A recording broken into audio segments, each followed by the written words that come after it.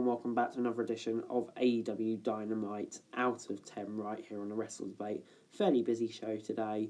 We've got FTR versus the Jurassic Express, a parking lot brawl, and both Jon Moxley and Lance Archer are making an appearance. The show did kick off with FTR versus Jungle Express, and Jurassic Express, Jungle Boy got off to a strong start from his team. Before FTR managed to isolate him in the corner. However, Luchasaurus came in after a hot tag, went for a running drive, but Cash Wheeler sidestepped it, causing Luchasaurus to move into the posts.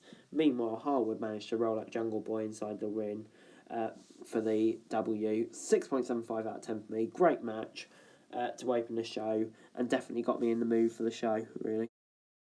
Up on AEW Dynamite, it was Hangman Page versus Frankie Kazarian, and they did not hold back in this match, hitting each other with insane chops, really. Springboard clothesline from Hangman Page was a great spot. Back in the ring, however, after a quick flurry outside, Kazarian took control, hitting Hangman with a suplex of his own. Kazarian hit an unprettier for a near fall before Page managed to quick out and eventually hit the buckshot for the win. But this gets 7 out of 10 for me. Was not expecting the match to be this good. Really impressive, and I like the dynamic of Omega just walking straight out because he was on commentary. Really good.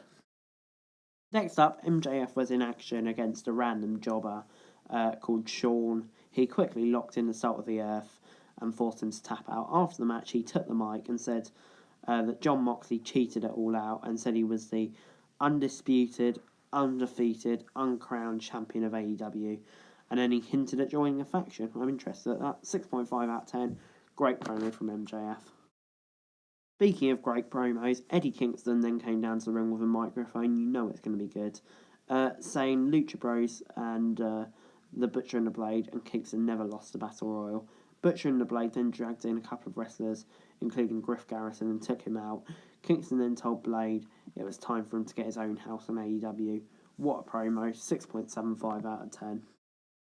Next up, it was Private Party versus Jericho and Hager.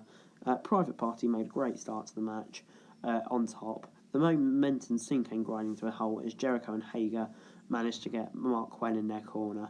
Both men tagged out when Isaiah Cassidy almost pinned Jericho. Cassidy went to hit a springboard off the apron, but Hager caught him with a baseball bat shot. Hager had Cassidy in a headlock in the ring, but he broke out. Mark Quinn then came in off a hot tag when he finally got out.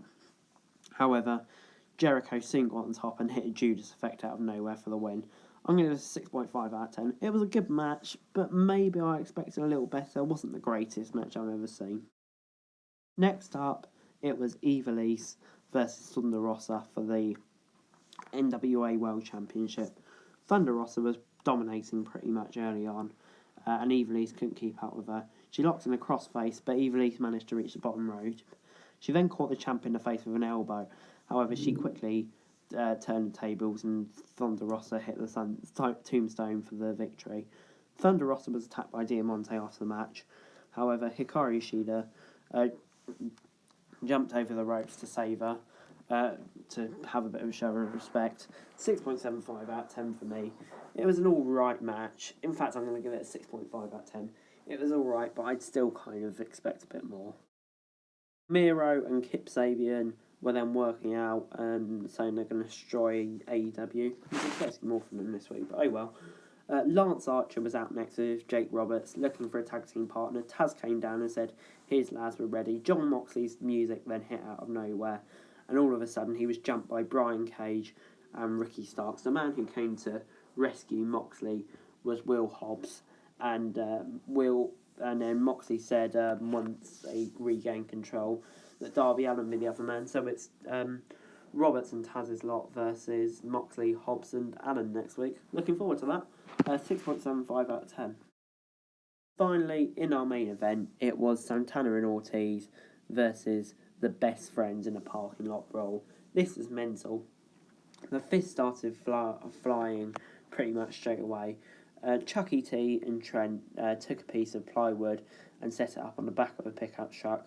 Santana took a hidden baton from one of the cars and unloaded on them. Ortiz then hit Chuck Taylor with a suplex onto the hood of a car, and by the end there were cars just damaged everywhere, following multiple power bombs on it, going through plywood. It was mental. Just when you thought Santana and Ortiz were dominating after sending one of them on the car roof, Orange Cassidy appeared out of nowhere to cause a distraction, and Trent hit Ortiz through plywood and through the pickup truck for the 3 count. And then afterwards, the best friends and Orange Cassidy went away in Trent's mum's van. This was really good. 7.5 out of 10. Really enjoyed it. Just a fun main event. What more can you ask?